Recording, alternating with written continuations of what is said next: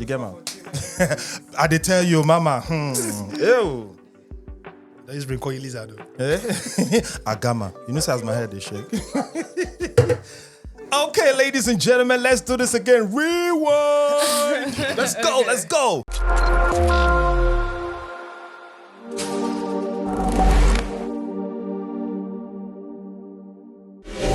Hi guys, and welcome back to PageSix.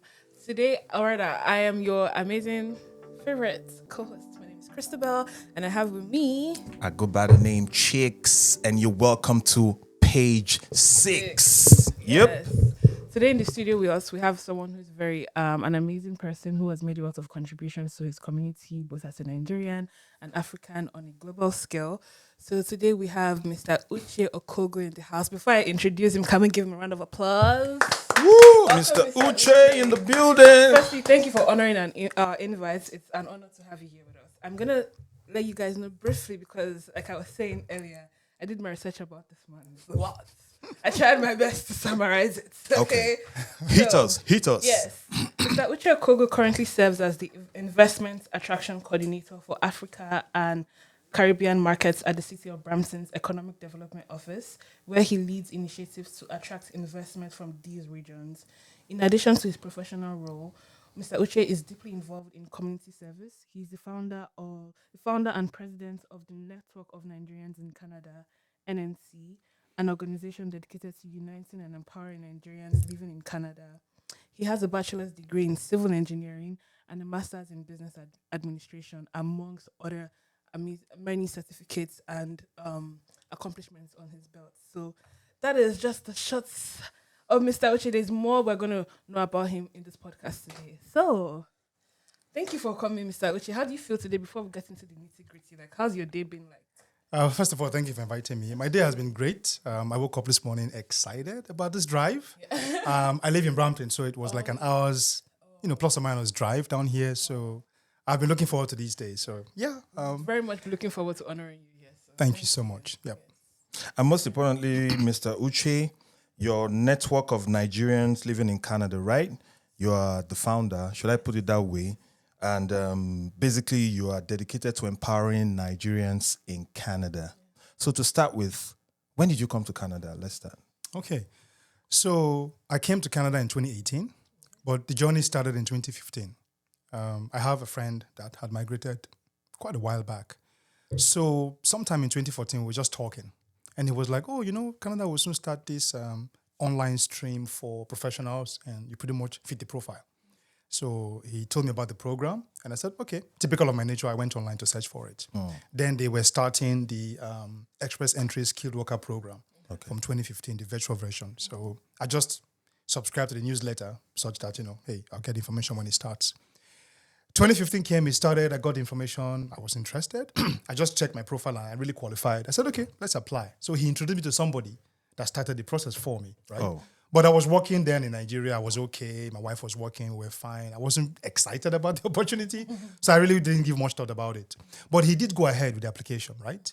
And then sometime in 2016, maybe December or something, I just got an email saying, hey, listen, you can go ahead and apply for permanent residency. You qualify. Wow. I was taken out of the pool. I said, oh, this thing is really serious. Yeah. And so I went back to the guy and said, listen, I think I want to take this serious now. It looks like it has worked. Then he was so busy because he was flying back and forth, Nigeria, Canada. He was establishing something as well. So he said, really, I wouldn't have much time. Maybe I'll just give you access to, do your application by yourself, which I did. Got the documents and got everything put together. Fast forward to 2018, I left for Canada in March.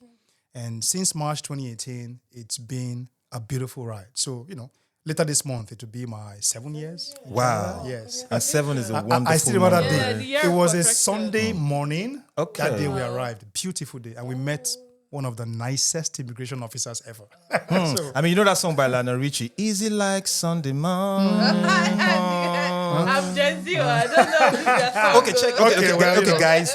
Director C has a lot of questions for you because she's done a lot of research for you. But before she hits you, can you share with us what growing up was like for you? Can you just, briefly, what was your background? What is your background like, your growing up background? Can you just, share that with us?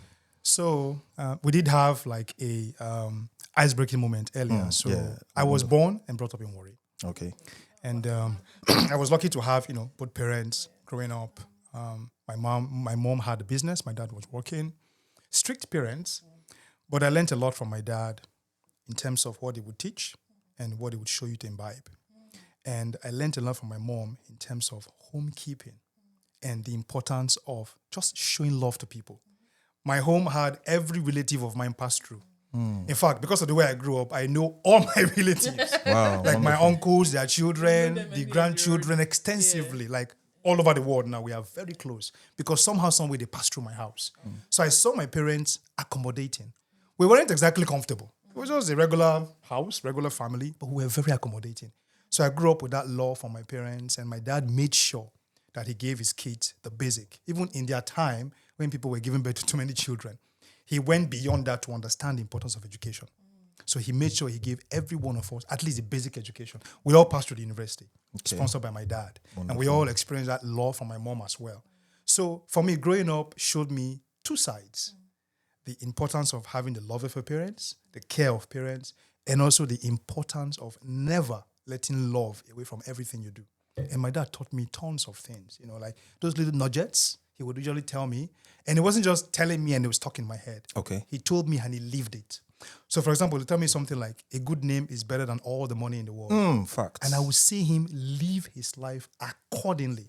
In fact, when I was looking for a job after university, one of the guys I encountered said, "Oh, you are Mr. Okugo's son." He said, "Man, your father was such a good man. You can actually take your father's name to the bank." My man. Wow.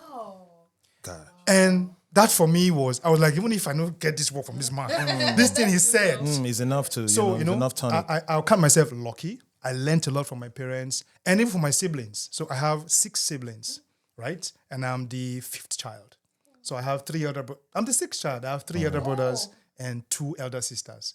So I also learned a lot from them. So, I'm just lucky that I learned all these things and I truly imbibed them. And I tell you, it's what has shaped the person I have become today. Wow. If I could just say anything, like even just hearing you talk, I think even when you're talking about how you're raised in love, I think it's very evident because just in the short time we spent before we started recording, you've made us feel very comfortable. Thank you. It's very evident. And I think even what you said is very important because I heard that like children learn what they see from their parents, not what their parents even just say. So honestly, that's amazing. And that's so inspiring to hear. Thank you so much. Even taking that even further and where you are today, I wanted to know what was your inspiration or what made you create the NNC? Okay, so we landed in Canada, my wife and I, in 2018, and we didn't have any relatives. Like, we didn't know anybody. Wow. We had just made only a few friends online. I had how do I describe his relationship? My uncle's wife's brother. He lives here, right? So through my uncle, we got that introduction. So I was just chatting with him and all that, So when we landed, there really wasn't much help per se. We had to pretty much start from scratch and made all the mistakes and all that. So by the time I made a few friends and we had made all those mistakes and got to the point where there was some level of stability, one day we just sat down and I was like, you know what? Maybe we could start something that can help the people coming after us. So they're not so blinded when they come into Canada because it could be a huge culture shock. Oh, yes. Coming into Canada. Like, this is a completely different world. And if you're not careful, you could very easily get into depression. Could get lost. As we are experiencing a whole lot, okay? That's a different discussion. So my friends liked the idea. And we said, okay, first of all, accommodation wasn't easy. So let's start with something that can help people with accommodation. At least teach them how to get a house, how to relate with your landlord, and even eventually how to buy a home. So we got this broker of records, Samuel Anyanwu, really nice guy from Toronto. I need to connect with that guy again, actually. So he came down to Brampton, gathered us. We're about 17 people then. He spoke to us, talked about housing, the investment, the beauty of owning a property, the reason why you should own a property as quickly as you can. Okay. And that just stuck to me. So the very next year, I bought my first house. Wow. I just walked towards it. And my friends too learned a lot. So I started Real Estate 101, a Telegram group. Okay. In that group, we're just bringing in realtors to talk about housing, people with experiences, people that have bought 1, 2, 3, 4, 5 houses, like letting people know this thing is not rocket science. Once you just plan towards it, you can own a home.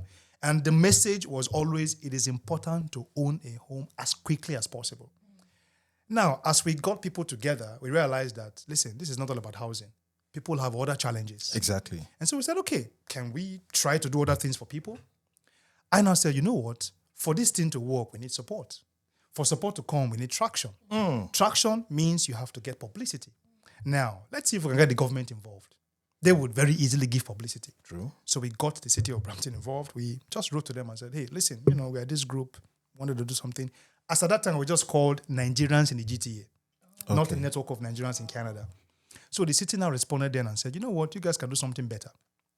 You can actually get a proclamation for a certain national day of your country. My man. And use that to, leverage the relationship. Just kick off something. We like the idea. So that was what led to that. So June 12, 2019, popular date in NNC's history, we got a proclamation for Democracy Day. Democracy Day, yeah. It has just been changed from May 29. To June 12. So the city of Brampton was the first city in the entire world to recognize that day because that was the very first June 12, right? Man. It just happened. Yeah. And history, right? it was its history. It was the most remarkable day. And that was as a result of this singular move of talking to them about it. Yes. So on that day, the city hall was packed full. Nigerians in their flamboyant dressing. They have never seen the city hall packed full like that before. It was a memorable day. I mean, there are pictures and video online on our YouTube page, so we can check that one out later. So, from there, we transitioned. We had our first strategy session. We changed our name to NNC. And it's been a beautiful ride, since then. And of course, the challenges and the reasons to evolve have been showing up every day. People come into Canada and there are different needs.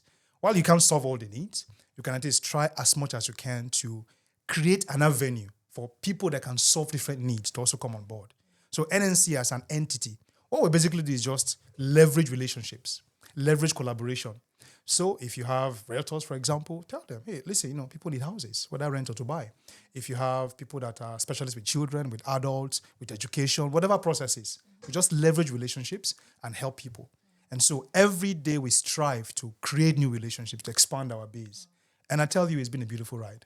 You know what the Bible say about all things working together for good. For good, yeah. And sometimes you wouldn't even know what the good is, right? So growing up in Warri, Delta State, I was influenced by oil and gas industry. Okay. Of course, the only thing most of us knew was just grow up and become an engineer. It was just the influence we really suffered. I didn't even have anything else in mind. Even though growing up, some friends would tell me, guy, law. But my head was just stuck on oil and gas. And of course, we assume that oil and gas is all about engineering. So fast forward to finishing primary school, finishing secondary school, of course, I chased engineering, which was civil engineering. And I remember the story behind it. So when I wrote JAMB then, Almighty jump. This Nigerian exam, I chose UNN as my first choice and University of Ibadan as my second choice. My father was like, who does that? These are like the top schools. Yep. Why? Yeah. And I remember telling my father, I said, the people that go to those schools, do they have two heads? The man looked at me. And for some reason, he believed in me. He actually didn't force his choices on me. Because, typical parents, they wanted to go to school where they know people, just in case. I said, no, Dad, don't worry about it. I didn't only just pass JAMB. My admission letter, then things were pretty smooth. My admission letter came home. He was the one that saw it, opened it up and saw that I got admission to my first choice, Nsuka, to study civil engineering. So that's why I studied civil engineering. But even while passing through school, my friends kept telling me, oh, you're good in law. So back in my head, I knew that, okay, maybe I'll test some other things once I'm done with school. I did practice. I came out of school, worked in a civil engineering firm for a short while, went on to work with then V-Mobile, the telecommunications industry. I think now they are Airtel. Yeah, they started Econet then. Yes, exactly. All the names just kept changing. Yeah. So a few years later, we saw opportunities in that industry. But it was tied to business administration, your understanding of those models. So I went to Uniben to do an MBA. Wow. Once I was done with that MBA, of course, opportunities came up. We kept moving further, kept growing. I even worked in Port Harcourt. I relocated to Ogun State, where I was managing site locations for Airtel as well. And then once I came into Canada, there was need to also expand my base. I was interested in economic development. Okay. So I knew that I have to position for that. So I started using my Rotary Club to ensure that, we do projects around economic development. I took courses at University of Waterloo, and I also had a facility certificate from University of Toronto. So once the opportunity came, I got into economic development, and that's what I've been doing since then. Just hearing you speak about the way you've branched into so many aspect, I see like it was kind of like when you saw the opportunity, you wanted to chase it. Because this been a conversation that like, because for me, I would say this is like reinventing yourself so many times. What would you say to people who say like, you can't really be a jack of all trades? So when I got my PR papers in Nigeria before we relocated, Canada has a system where they would first tell you, listen, you qualify for a certain program, go learn about Canada. They are called IOM. I forgot what the meaning is, but it's IOM. I went there. And one of the things they mentioned that stuck to me was they said, go to Canada with an open mind. It's a land where you truly can do anything. So people should learn to truly believe that they can do anything. There's nothing like jack of all trade. I mean, the human being is designed to have the ability to do a lot of things. Yep. A lot of things. I mean, I know medical doctors that have an idea about real estate. I know lawyers that have an idea about medicine. I know engineers that have an idea about child psychology. You can truly be and do anything. There are books to read. Yep. There are websites to listen to. The brain. I mean, if I'm not wrong, no human being has used up to 10% of their brain. Absolutely. So And you can, are you talking about the Einsteins? So the brain is just waiting for you to fill it up. And you can fill it up with just about anything. Oh, I love that. I love this conversation. I mean, we have how many bones? Over 206 bones. Yes. Your eyes can be looking this way. Your hands are doing something different. Exactly. Our legs are doing something different. So, we're wired to do, to be like that. People should not limit themselves at all. Even given how multifaceted that you are, I also found that you're an evangelist, right? Sorry, no, it's okay. It's okay. I got you. Excited. I struggle with that word. But so I wanted to ask, like, what was your trajectory towards that field? Like, was it like a calling, or is it just from your, like, could you just run me through, like, is that you just love God that much that you like wanted to pursue that path? Or was it about theology? So I never took courses in theology. Cool. I guess the closest I would say I've been is just reading the Bible. Okay. So, I try to read the Bible as much as I can. And my favorite book is the book of Job. And maybe I can tell you why Job's story pretty much resonates with me. You, right? I have a personal experience about that. I'll talk about it later. So I think it was a calling because there was just this one day, I just got up and reached out to my vicar and told him, I think I want to become an evangelist. I said, but not a priest. Just an evangelist for now. He said, okay. I've always told you you are like a person ordained to serve God. So this is a good step. And it's been a beautiful journey. I believe that one of the ways you can truly attract favor to your life is to devote service to God, no matter what it is. Okay? Whether you're an evangelist, whether you are somebody that just does good, somebody that just loves people, somebody that is obedient to God's word, somebody that, just find favor with God by doing something that the Bible aligns with. I'm a Christian, so in case we have audiences that are not Christian, this is my faith, right? And so once I decided to become an evangelist, that too added to the favor I began to enjoy. Doors began to open. I have people tell me, you live life in Canada like it's effortless. Like, now you enjoy Canada pass. And I'm like, buying your home in the first just God. In a year, it's like, that's an accomplishment that a lot of people would probably think impossible. Exactly. So it's like, I imagine what your mind is like the fact that you actually did that. And you're really dropping gems. Like you said, one of the ways to attract favor is to offer service to God. Learn something. Yes. I'm a living testimony. And I'll quickly add this one before you ask your next question. So I have a mantra. And that is one thing that gets me waking up every morning, feeling self-motivated, telling myself, today has no choice but to work out. Wow. I believe strongly that things turn out best for those who make the best out of the way things turn out. Just wake up believing that this day has no choice but to be the best. And just step out. There's something called playing your part and leaving the rest for God. All he wants to see is that you are playing your part. You are doing something. It never shows up if you do nothing. Just do something. Your something can never be everything because there's always a God factor. Yes. But do something and trust me, the rest will be taken care of. Well, can we just give this man a round of applause? Yeah. I like that. Listen. Ooh, go ahead. Right, I mean, I'm having a good time. Yeah, because you had mentioned about your Rotary Club, and that's what I'm saying. He's so multifaceted. Like, there's so many sides to him. So now, could you tell us about the Rotary Club? I'll be honest. Like, Rotary Club is a word that I've heard like since I was younger, but honestly, I don't really understand the word, and like, I know that there are organizations and so many aspects to it, but I'm like, how exactly can it benefit me as an individual? Okay, so I guess I was lucky because I got to know about Rotary when I was in primary school. Okay. One day, the bell just rang. We're told to come out, assembly, just gather. Some people want to talk to you. So when we saw them, in my head, I'm like, okay, government officials, because they said they came to commission their project. They had renovated one building, done some landscaping, and erected one very beautiful statue of Madame Emotan, this popular Benin woman, right? But when they started speaking, they called themselves Rotarians. Yeah. And they were members of Rotary Club of Warri. Okay. In my mind, I was like, so there are people that are not government officials that can do stuff like this? I said, no, when I grow up, I want to be a Rotarian. Wow. That's talk. Now, you actually have Rotary in the university. It's called Rotaract. But I didn't know about it when I was in Nsukka. But once I finished school, once I came to Asaba and started working for Vimo by then, I looked for the nearest Rotary club. I just walked into the club and told them, I've thought about you guys for a long time. I can't wait to join. And that's how I joined Rotary. And this was in 2006.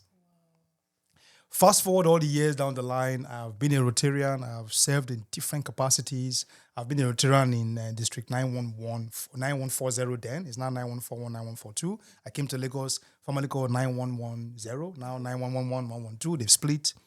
And once I came to Canada as well, almost immediately, I looked for the nearest Rotary Club as well, the Rotary Club of Brampton. Now, my story in that Rotary Club is pretty unique. So by 2022, I became the club president, July 1, and I was the first president of Black Origin. You understand? Can we please? We need can we come for this one? Wow. So one of the things that was the highlight in my year was that year we're celebrating our 84th anniversary. Is it 83rd anniversary in July 2023. We invited the premier, Doc Ford. And I met him, just in an event. We just got talking and I mentioned I was a Rotarian. He said, oh, I know Rotary. And he said, if you invite me to an event, I will come. My man. I said, seriously? He said, yeah. He just called one of his aides and said they should work with me. And I tell you, he showed up. He was a guest speaker. Place was packed full. It was a highlight of my year as president. And, I've gone on to serve Rotary at the district level as well. And from July 1 next year, I'll be serving District 7080 as district governor. What that means is I'll be responsible for about 45 Rotary clubs and about 1,500 Rotarians. I would actually be a member of Rotary International, representing Rotary as well. So, How does that it's a feel? beautiful journey. How does that feel? Again, I am going to be the first district governor of Black Origin. And I think you So I think it's really beautiful even what's just happening. your bravery at going for it. So I think you're very deserving of it. And congratulations first off. So Thank you so we are much. we're here to support you. But I was going to ask because I'm really trying to understand, when you say districts, when you say district 71, what does those numbers mean and how do they come about? Okay, so Rotary also has a structure. Okay. Where you have municipalities, province, and then the federal government. Rotary has Rotary clubs, Rotary districts, and then Rotary International. So at clubs, you have presidents. At the district level, you have a district governor, and then you have the RI president. What it means is clubs will typically be the ones to carry out the projects in the community. The district will support clubs to carry out those projects by matching funds available for those projects. Rotary International works through districts to also provide funding, to provide policies and procedures, and to ensure that the structure, according to Rotary Constitution, is kept. So that's how they work together. And Rotary is the world's oldest and largest service organization. What we typically do is just deploy resources, whether it be professional, our time, or our funds, to help people. And it's beautiful. I could be here and I'm supporting a project in Kenya. I could be in Japan, I'm supporting a project in Kentucky. It's worldwide, there's no limit. I could even move people from here to, support a project anywhere in the world as well. So that's what we typically do. We have our flagship program, that's the fight against polio. And we've pretty much, won that battle. We've eradicated polio over 99% now. Just endemic in about 2 nations, Afghanistan and Pakistan. So we're fighting that, and hopefully over the next couple of years, we'll be victorious over that. Wonderful. I mean, before we further go into more questions about what you do with the NNC, what can you say, or what would you say to somebody in Nigeria who just got to Canada and, he came here with a pocket full of dreams, but because of the reality of what you face, they find it hard to either pursue a dream, get motivated. What will you say to that person? I had mentioned that the culture shock is really large. Yes. I mean, for you, what was your greatest culture shock? So, when I landed, I realized that the way we respect people back in Nigeria is different here. I mean, I was calling my boss, sir. And at the point, he actually got pissed. Like, it was like, he told me his name. Yeah. Like, what? No. And of course, the general laissez-faire nature. These guys are, I mean, you can call a 70-year-old man your friend and you go by first names with him. And he's fine with it. People still find it difficult to adapt to that. I actually have people that want to scold younger people. I mean, I do sometimes. Yeah. And I'm like, play down on this respect thing. This is Canada, right? It's okay to call everybody by their first name. Okay, for somebody that is here and finding it difficult to adapt generally, the first thing I'll tell them is just believe that for the fact that you're in Canada, this is where you're meant to be. Absolutely. Just believe that you're in the right place. You need that. Because if you don't, you will pack up and leave. People have packed up and left because they felt, this is a mistake. No, it's not. It can be It's not. discouraging. Yes. Another thing people need to do is when you land, don't just only run to your church or your mosque or a religious organization. Look for the nearest community group. If you're a student, look for your community group. They are there. If you are in the community, look for those groups. Join.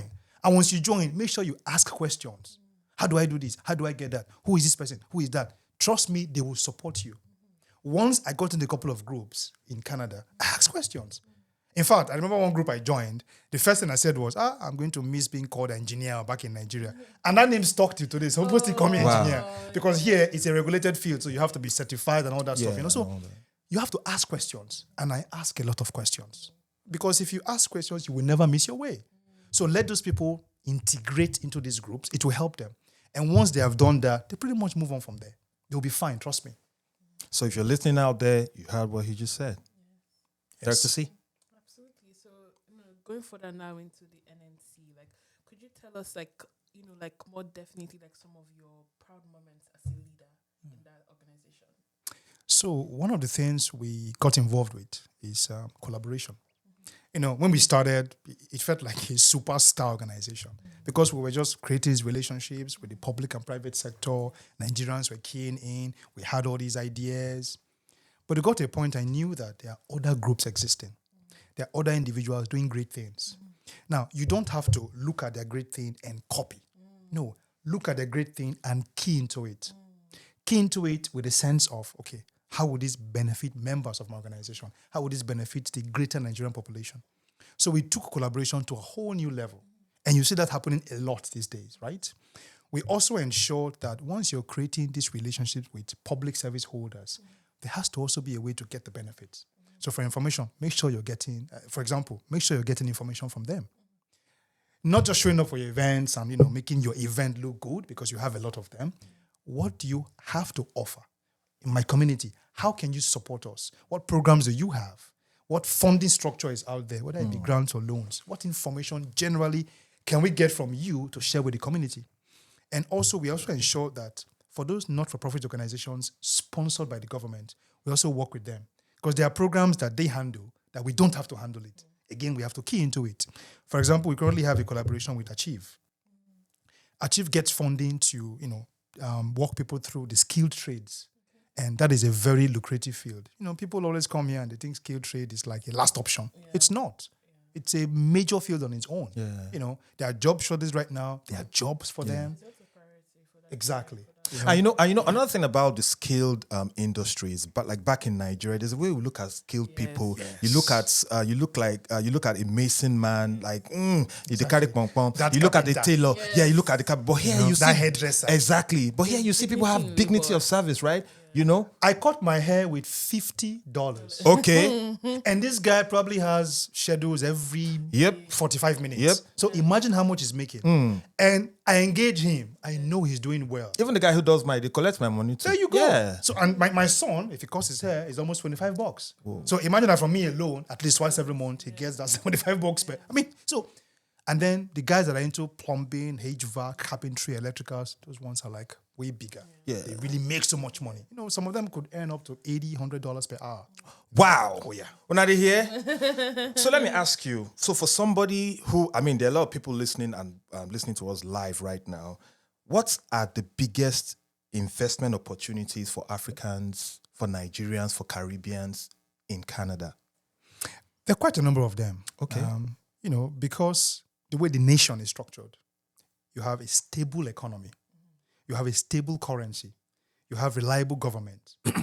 There are certain things that check as an indices for investments. In the case of Brampton, what we've enjoyed over 8 years is called AAA rating. What that means is there are check boxes for a city to be a reliable place to invest in. We check off all those boxes. Wow. And we've been checking them off for the last 8 years. So whether you're a business that wants to come in to start up your business, whether you're somebody that wants to relocate and then look for investments, whether you're into franchising, whatever it is, the environment, the business environment is such that it encourages you to be established. There are also government entities that will support you. So, let's say you want to bring in your business here to be established. There are entities to support you to grow. There are even entities to support you to be established here as well. So once you can take advantage of all the support structure, you will do well. In terms of being specific, I would say every industry is quite lucrative. What people should look at doing is where on the supply chain can I come in? So let's say, for example, food and beverage. Okay. Right? There is manufacturing, there is packaging, there is processing, there is storage, there is transportation, there's logistics, but local and international. Where on this supply chain do I want to come in? And once you decide how you want to come in, let's say you say, okay, I want to just maybe get a truck. I want to do trucking to move goods from place to place. If that is the point you want to enter the supply chain, just do your research. Find out what the industry is like right now. Who's playing? How are they playing? Where are they playing? Where are the opportunities? What quantities move around and all that? And it's a really huge industry because of the trade that goes on all around Canada and even internationally. If you decide also completely different, let's say it's technology, you want to specialize in cybersecurity. Again, where do you want to play? It's a supply chain. Where do you want to play? What do you want to do? How do you want to do it? All you need to do is just research and then enter. Once you enter, you get support. Like in the case of Brampton, for businesses, you get the Brampton Entrepreneur Center. You have advisors. They will pretty much walk you through how your business will be successful in Brampton and indeed in Canada and beyond. And so you mean I just walk into the office and get this information? Yes. So for BEC, you walk in. I'm a business in Canada. I mean, in Brampton or environs. I just need help, so to speak, right? I'm thinking of logistics. I want to do trucking or I want to do international import and export or whatever. They would walk you through things you need to know, whether it be licensing or regulations, general information in that industry. They would also give you information around what is available for you as resources to tap into. I wanted to ask, because just taking it back, when you mentioned like the 4 boxes that you guys are checking just for like investors to be able to be confident to come in and invest in Brampton, I wanted you to just talk a bit further on that, because I think by even revealing that, it would also help people, probably know how to invent businesses to also offer. So could you tell us what those 4 boxes are that you guys are checking? So the boxes are for the AAA rating. Okay. So it's an international rating, right? Okay. Typically for every city, for every company, for every business, there are indices that is used to measure your business. Okay. So in our case as a city, the measurement is based on how viable is it, how trustworthy, how possible is it to do business in this city. So there are different indices. It could be how money is managed, how policies and procedures are researched and made sure it applies to the business now, how people are supported, what types of support they get, and generally what is it about the city that makes it conducive for business. So once these boxes are checked that yes, you're doing well, you will end up getting this rating. And I'll tell you, the AAA rating is the most important business rating in the world. In the US, for example, only 2 publicly listed companies have AAA rating. Not all the G7 nations even have a AAA rating. And here, the city of Brampton has AAA rating. And we've had that for 8 years consecutively. Wow. So it's important. But if you want to leave that rating and talk about generally for business, what I need to know to come do business, again, it depends on your business. So if you're into import and export, for example, that's specific. It resonates more with the African continent and the Caribbean markets. There are regulations. There are licenses. There are policies and procedures you must first get used to and also align your business with, okay? Once you get that done, you can actually qualify to do business in Canada. And then maybe the next step for you is to think about distributorship or warehousing or outright establishment of my business in a particular city. And then the rest, of course, will now fall to that city to support you, in this case, Brampton. Okay, wonderful. So after accessing all this information, a very, very important aspect for every business owner, in fact, more specific, a small business owner, is how do I access funding? So we need to clarify this funding thing. Talk to me. Now, in Canada, Cool. funding generally exists for Canadian businesses because funding is taxpayers' money. When you say Canadian businesses, okay, for example, I have a company in Nigeria and I come here and I'm trying to establish, will I? So you have to now register your company in Canada. So let's say, for example, your company has been registered and your business address is in Brampton. Okay. All right? You are now a Brampton-based business. You are a Canadian entity. So it depends on your operations. It depends on certain qualifying criteria. Then you will qualify for available funding. Okay? So there are funding available at different levels for different businesses at different amounts. Okay? There's always a qualifying criteria. Some, it has to do with the volume of a business. Some, it has to do with, how long you've been in business. Some, it has to do with your books. They look at your books. They want to be sure how your business is faring, And then, of course, don't remove the place of collaboration. Very key. Just to help your business gain more grounds and get traction. So you're a new business, and if you can collaborate with an existing business or something, it could be the same example I give, logistics. It could help your business, especially because the collaborating partner may already have traction. But funding isn't just available once you want to come into Canada. No, you have to be a Canadian business, then the government will be better positioned to support you. And if you're a Canadian business also looking to do business outside Canada, you also have an entity that will support that level of investment as well. Oh, this is interesting. Yep. Interesting. And just hearing you talk, I'm just imagining how much you do, and it just also proves how much of a leader you are. I wanted to ask, on your own personal journey of leadership, what would you say are some of your defining moments so far at this, till this point today? So again, 2 statements have guided me. The first one is, if you're not on the table where decisions are made, you will be in the yard where consequences are received. My man. So, as I a don't wanna leader, be there. if you are on the table, you have to be on the table as an asset. You have to be relevant on the table. Trust me, it's no longer difficult to get on the table. Everybody can get on the table. It's something that we have succeeded in getting past. But are you relevant? Are you an asset? Because if you're not, then you might as well be in the yard. So imagine coming to a table where there is bountiful meal and you can't eat. Everybody's eating, you just can't eat. So you have to come to that table with something. As a leader, you must always equip yourself with information, with knowledge. And again, don't get overconfident in yourself. I like that. No man is an island. No, never. You need a team. And ensure that you are listening to your team. Because what will happen if you're not listening is you end up being surrounded by people that won't say anything to you anymore. They'll leave the whole talking to you and the whole doing to you. So these are processes I have passed through, lessons I have learned, and it has helped me. Delegation is one thing I do, especially with NNC. You just call a team together, share your ideas, have them criticize your idea. They have ideas as well. Let them bring their ideas to the table. So at the end, it becomes our project. But imagine calling a team together and say, oh, I want to do this. I think this is how it should be done. I think this will work. I think that will work. You just do this one this way. Do this one this way. Thank you very much. Okay. At the end, nobody will do anything. You'll be left to do it all. It's your idea. You think this will work. Go ahead. So one thing I have learned is you must work with the people you have to achieve success. It may be people on your team directly. It could be new relationships. But ensure that you're coming to the table with an open mind to listen, to appreciate other people's viewpoints and see how you can marry it together so that anything you want to do is a function of our project. I'll give an example. 2 years ago, we did our first provincial flag raising at Queen's Park in Toronto. Yes, I had It was an idea that I nursed because I found out that it was possible. I didn't even know it was possible. I made inquiries, got more information, and I went to a leadership group I belong to because other community groups were there as well. And I shared the idea with them. And I got feedback. We planned it together. Everybody was excited. Everybody got on board. And everybody made it happen. And now we also had it last year. And we're going to have it this year again. It's now an annual event. And the one for this year, we're really planning to involve everybody, including the High Commission as well. From Ottawa.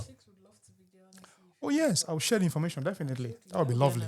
We need the coverage as well. Wow. This is, so far, I'm telling you, the whole information I'm just taking in, I'm like, oh my goodness. I like what I'm listening to. And for everyone who is live, who is watching us live, I hope you are getting the information that will help you do better. So let's just take the question a little further. So as a young business owner or as a small business owner, or even as for someone like you who have interacted with people like this, what do you think is the major challenges people in that sector face? Okay, hey, I have a business idea. I walk into this place. I get all the whole information. I even get the funding. What are the challenges they face?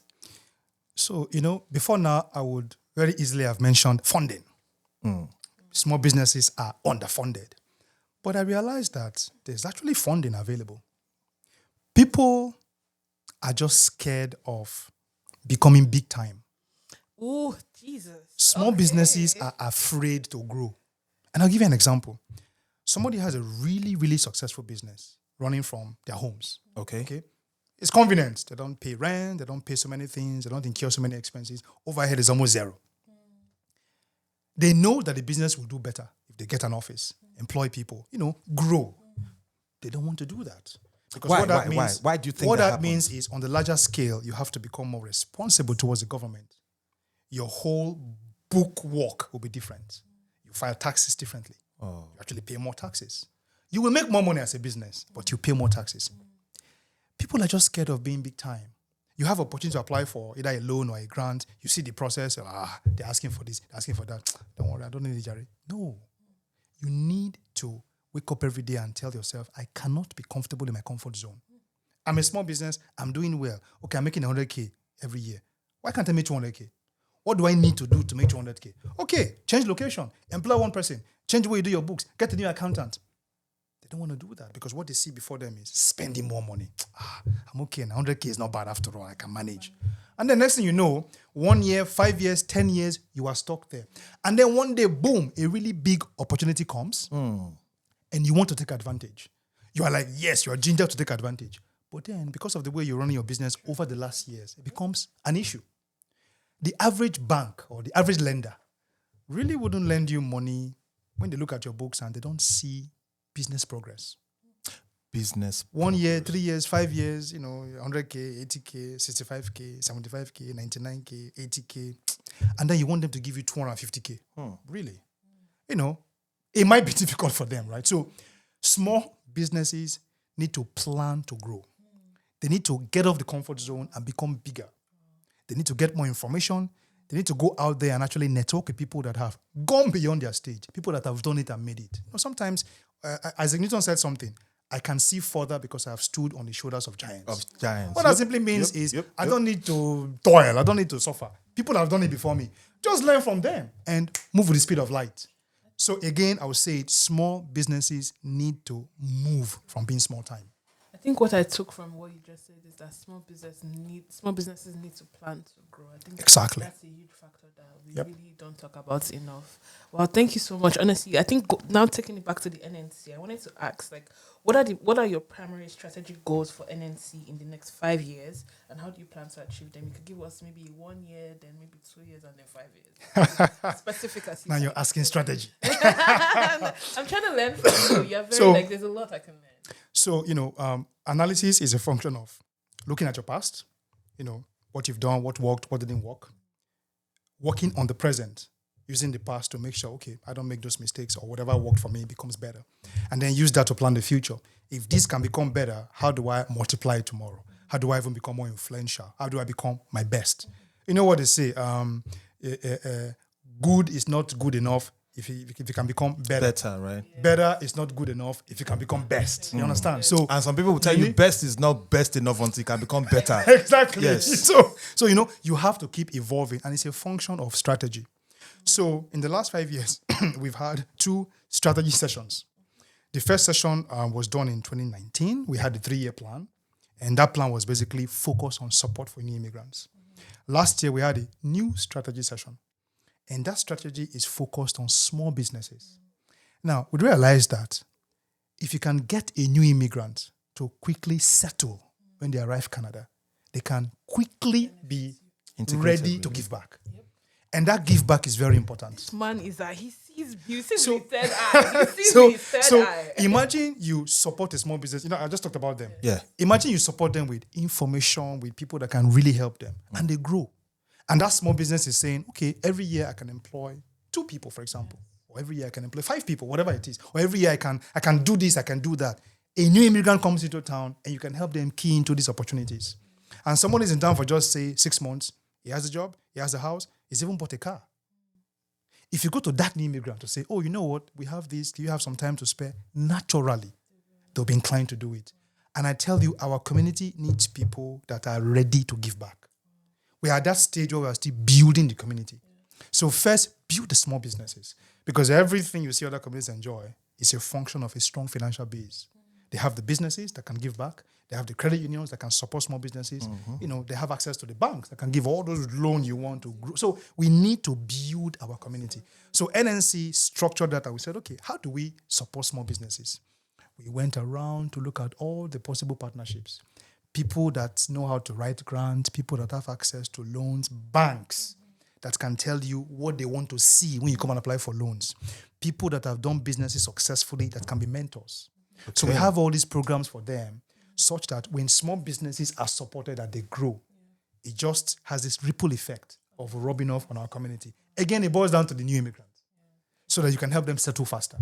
So that's our strategy. I really love. And so would you say that's it for the next 5 years, or would you say, because I heard you say like you did 3 years ago. So yes. How often do you so this one is still for 3 years. Yes, because so Canada is evolving. Over the last 1 year alone, a lot has changed about Canada, right? Sure. So it's for 3 years. We study it. If there's need to visit it even before that time, we do. If there's no need, 3 years later, we have to review and see what worked and what hasn't worked. Chrissy, can I just add this? You said something about Canada is changing. So right now they have a new prime minister, right? New? Do you? Yeah. Isn't Trudeau still our prime minister? Well, the election. Couple of hours, maybe a couple of days. Oh my God. So the new guy, will that in any way impact your operations? If are we expecting a change in the economic climatic conditions? If this new guy comes in. So, for starters, the beautiful thing with bless you NNC is that we are not partisan. Okay. So we are positioned to work with anybody. So you're saying all your operations is not because you are enjoying some federal government support? No, that's the thing. It's the federal government. It's not the person or whoever is there. It's anybody that is a leader, whether you are a mayor, a councillor, MPP, MP, prime minister. What we look for is the benefits you can derive from any government structure, the public sector. They are positioned to support you, individuals, businesses. We just position to take advantage. Now, in terms of whether you're saying, will all these support structure changes? I don't think so, because that is what defines Canada. Canada is known to support their businesses big time. I don't even know if there's another nation in the world that supports half as much as Canada does. That would change, right? So the change in government is not exactly equal to a change in all the support structure you see. Instead, people should just position to know about these benefits, know how to take advantage of the benefits, and grow themselves or grow their businesses. Okay. Yeah. Now, my question is, I'm actually speaking for my community, and I feel like this question, I would like to say it's an question that may cause like a new invention, but I'm asking specifically because of my age group. Okay. I recently graduated from university, starting life as a woman trying to really grow herself. How would you advise people within my group, or how would you say that NNC can support people within this age group who are trying to essentially build life now? Like, we're starting to open business, for example. I just did a film. How would you advise me to move forward? With NNC, even your experience in the Rotary, and who you are just as a leader, how would you advise? Okay, so first of all, congratulations. Thank you. Thank you. It's a big deal. That's one phase of life completed, so it's an achievement. Not too many people that started university finished, right? So not too many people start projects and finish it. Yeah. So imagine starting a 3, 4, 5 year project and you finished it. It's a really big deal, so congratulations.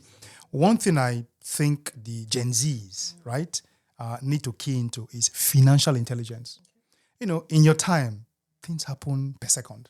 The changes are so drastic, you hardly can keep up. Very fast. But one thing that can form a strong backbone is financial intelligence. I have a 4-year-old son, and I'm already telling myself that the one thing I want for him, because I know when he grows up, he'll be pretty independent. The one thing I want for him is not to allow money to restrict him.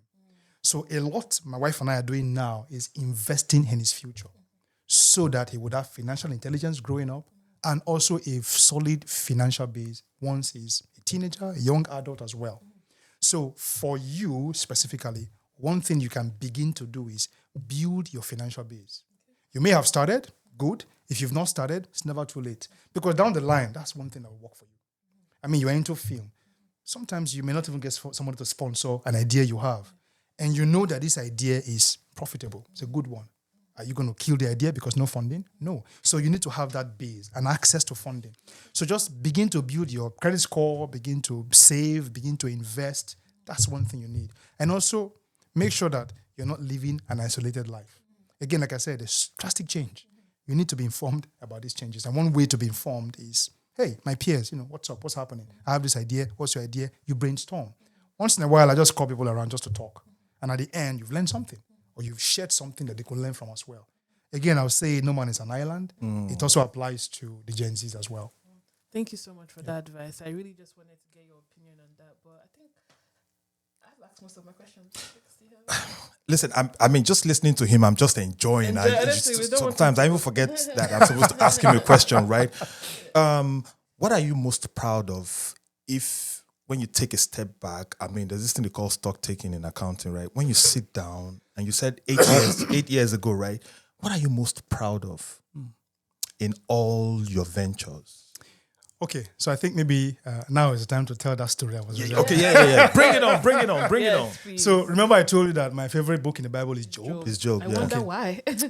So after my wife and I got married in 2011, the expectation was high. Naturally, the typical Nigerian couple. Yeah. 9 months later, they want to see that, picking down they come. Yeah. It didn't happen. 9 months, 1 year, 3 years, 5 years, 7 years. Wow. 9 years. So imagine the pressure being a Nigerian couple. You know how your parents can't wait. Everybody will be talking. Everybody will be suggesting. Everybody will be wondering. My brother-in-law, he's a pastor in Germany. One day he just called me and he said, relax. God just gave me a revelation. He said he's using you to brag to the devil that you are the Job of this time. That no matter what, you will not falter. That just watch. Job. I went to the Bible. I read all 42 chapters of that book. I was just immersed in Job. How he started, how he was punished in quote. He lost everything. Or so he thought. But he was still alive. Like I learned so much from Job. I told myself. And I passed through Winners Church. So, the founder would always say this. Whatever God cannot give me, let me not have it. Where God cannot take me, let me not go there. Like, I just immersed myself in that confidence. And I said, Pikin, you go come. Don't worry about it. I just kept serving God, kept being loyal, kept being expectant. And the boy came. You understand? He came. I think it was almost 10 years of marriage before he came. Wow. And I tell you, I see that as my greatest achievement. My son and the fact that I really did not falter. Typically, people would have marital problems. You leave your wife or your wife will leave the husband and all that. But we just stayed together. It was even hardly an issue between us, surprisingly. Wow. She just believed that it will come. Even again, the pastor will always say, my father is a baby maker. I will not beg for baby. You understand? So it was like, it will come. Just relax. It's a good time. Just play your part and don't worry about it. And that's what we did. It wasn't easy. It was quite a lot. But I just held on to the book of Job. Now, in case you don't know, one thing Job did, even all that time he was suffering, he kept praising God. Yeah. He kept believing in God. He never told God, I don't believe in you anymore. He never cursed God. So, to me, that is the proudest moment of my life. The fact that I had this major challenge and I was still able to hold on. I was able to be sane. That's why I believe in God so much. And for my boy, I'm willing to do anything for him as well, because even before he was giving birth to, we got a name for him spiritually. His name is Samuel. You understand? And, the boy he's living the dream. He's a very smart young man. At his age, he's into mathematics. Oh, wow. He's into numbers. He could write, he could spell, he could talk, like he could. God gave you double for your exactly. Yep. That's the Bible as well again, you understand? So, yeah, I don't take that for granted at all. Anytime I have the chance, I always say it, and I always tell my wife, thank you. She was a patient woman. Trust me, it's an unusual level of patience. Can we clap for his wife? Again, so Shout out to you, madam. so she's peace. She's popularly called Mother of Nations. Oh, wow. I tell you, Okay. I remember that back then I was told by a man of God that the reason why God gave you this wife will manifest. Just be patient. And I tell you, I couldn't have asked a better woman because I've passed through a challenge that most women would not even like. It's just been a beautiful experience for me. So I hold that experience dear. And, one day, hopefully, I'll write a book about all these experiences. I would also like you to advise, especially the men in this generation, like who may be in a similar situation, just to give them some advice, please. Patience. Believe. I mean, that's one thing you shouldn't let go. The fact that your expectations will surely come to pass. If you're a Christian, it's biblical. God never lies. It will work. Whatever the challenges are, another thing I did was I protected my wife. The challenges were becoming a lot, right? So I needed to make sure that my wife wasn't exposed to people bringing their ideas and talking too much. So yeah, they should do that as well. And, generally, they should just hold on, believing that one day it will happen. Okay, so the next set of questions, we'll just try to, let's talk about Nigerians in Canada, right? From your interactions and from all your dealings, what can you say about how unified we are as a Nigerian community? Okay, we have those in the media, we have those in the entertainment, we have those in business, and we have those in other sectors. Do you think we're united enough? And if we're not, what can we do to ensure that we leverage on the number of people and the number of businesses we have in this country to make ourselves more relevant? Okay, so let me first paint a picture. Okay. Before I just hit the nail on the head with answering the question. I think the first recorded Nigerians that came to Canada was, in 1967, when the Nigerian Civil War just broke out. That pretty much led mass exodus, especially from the East, right? They came to Canada. Yeah. That means most of them came as refugees. They didn't want to come. They fled, so to speak. So landing here as a refugee, typically, you'll be talking about settlement, okay? Programs to support you, you're settling. For the most part, people at that time didn't come here to think about, how do we unify Nigerians? How do we do something? They just wanted to survive. The war was still raging back home. It raged until 1970. So while they were here, they were settling down, but they were still concerned about back home. That is why even after the war, people that still began to come into Canada were still focused on back home. And this happened for quite a long time. So those set of people, even till date, they have a lot of things back home. Family, investment, concern. Because, of course, they came as refugees. It wasn't like they planned coming to Canada.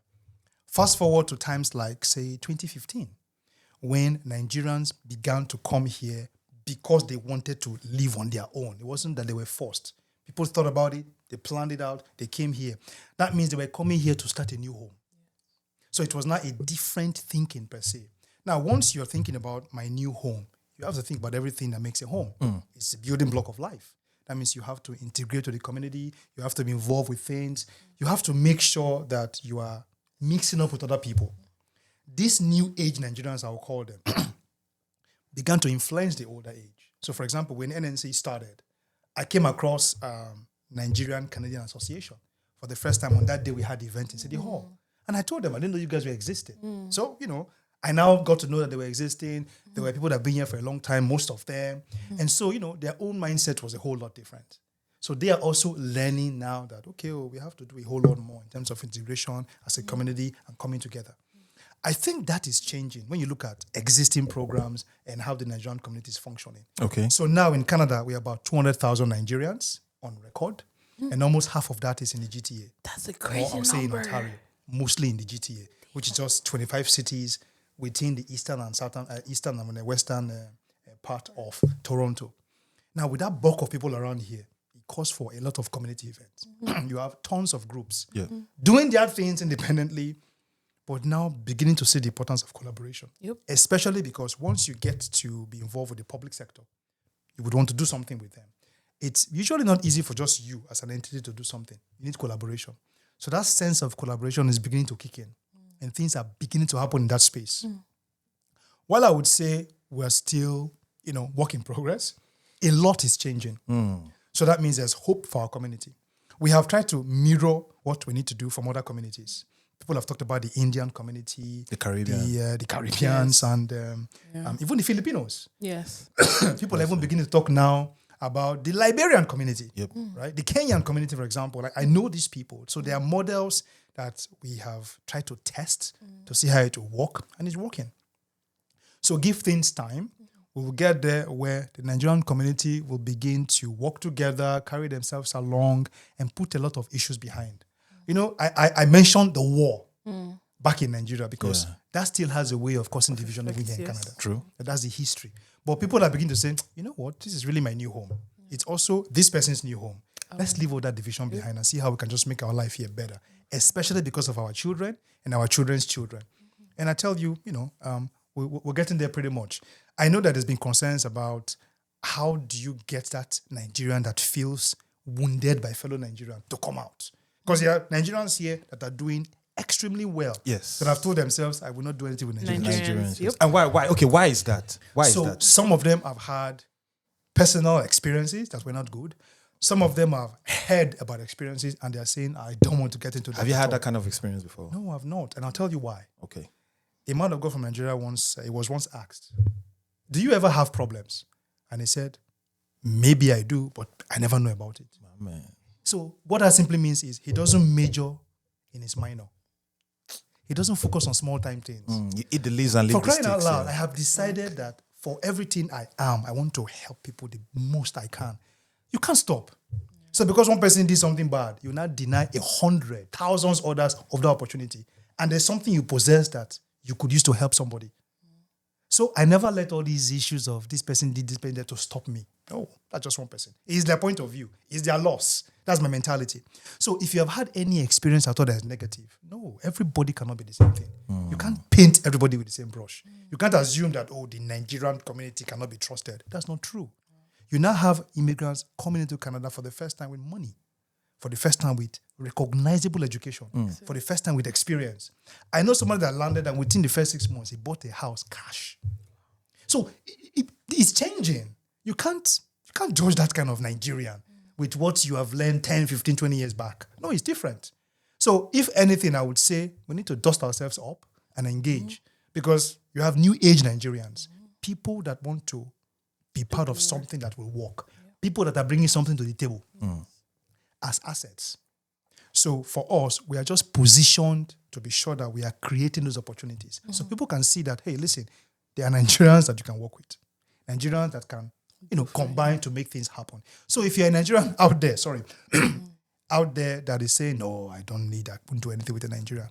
No, please come. Do something with NNC. Yes. How about So we that? can open you up to Nigerians that you can work with. I just wanted to say, at PageSix, our goal obviously was to have conversations with fellow Africans that inspire and create impact. And I think we are definitely doing that today. I'm very inspired by just this conversation. And I think it also gives me a lot of hope. I was just telling him, it gives me a lot of hope that he's in the position that he is, because even just the mindset, I think that's really the best way to move forward. Don't major on your minors. Because like you said, if you deny one person, doesn't mean, or if one person messes with their character or something, you deny 100 others, and you don't know, those 100 others can create nations. Even from that one person would stop. So definitely don't let that be your driving force. So thank you, Mr. Uche. But now I wanted to take you back to the NNC. How can, for example, I myself, how can I make contact with the NNC? What are avenues I could reach out to? What are platforms I could access you guys by? Okay, we are big on Instagram. Okay. We're on LinkedIn. We have a website. It is networkofnigerians.ca, all one word. On LinkedIn, on Instagram, it's Network of Nigerians in CA. Typically, if you type in Network of Nigerians, it comes out because it's a pretty popular page. I think right now we have over 12,000 followers, and every time we have at least 40,000 impressions per post. So it's a really active space. If you want to be a member, go to the website. You would see a space for you to join. Just click on that, fill the form. The next page that comes to you after you're done with the form will be the page that welcomes you and gives you our WhatsApp group. So you can join the group. And then once you're in that group, the rest is pretty much taken care of. You're welcomed. You're made aware of the programs that we have, and then you're supported from there on. Yeah. Thank you. Thank you. Honestly, Listen, today we Mr. just have a Uche, lot of thanks. on behalf of the embassy, on behalf of PageSix, really want to thank you for everything you've done, to ensure that you bridge the gap, because, in this life, you never really can tell what anyone is going through until you hear stories, right? So just listening to your story about, how the experiences, the fire, the test, and everything you passed through to become the man you are, listen, I respect you more. Thank you. Keep doing what you're doing. We're proud of you. You're a Nigerian we look up to. Yes. And for everyone watching out there, I hope you've been able to learn and hear a few things that will help you. No matter what you've gone through, like people have gone through, you heard the story, right? So, don't let that deter you from being great. Exactly. Do the work. Like you said, just wake up and say, this day is going to be great. Sometimes just force it, okay? It will. Yes. Yeah. And on that beautiful, bucolic note, Yes. I want to thank you for joining us today. Yes. On Thank you, guys. PageSix. Yes, thank you for hanging out with us. Have a nice day. We'll see Have a you on nice the day, next guys. Thank you so much. And I must say, Yes. congratulations, PageSix. This is an awesome platform. Thank And like I said, this is the future mogul, media mogul in Canada. So You heard it from his I will mouth. pop that champagne when the time comes. Oh, thank you. Thank you so much, Mr. Uche. Thank you also, so to much. round up, I wanted to say, we're also here to support you in any way at all, Yep. any Thank ventures. Just know you can call on us and we'll be right there for you. I appreciate that. Just Thank you let so us know. much. Thank you. Okie dokie. All Thanks, right. everyone. Thank you, guys. Peace out.